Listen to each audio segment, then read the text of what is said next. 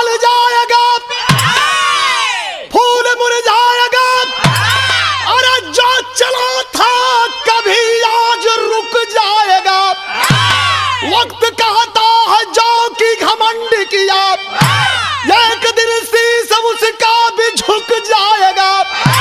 एक दिन वीर अर्जुन घमंड किए, अरे मेरे सम कोई वीर धुरंधर नहीं है। सखा सारथी कृष्ण कहने लगे, कोई तुझ सा बलि विश्व अंदर नहीं।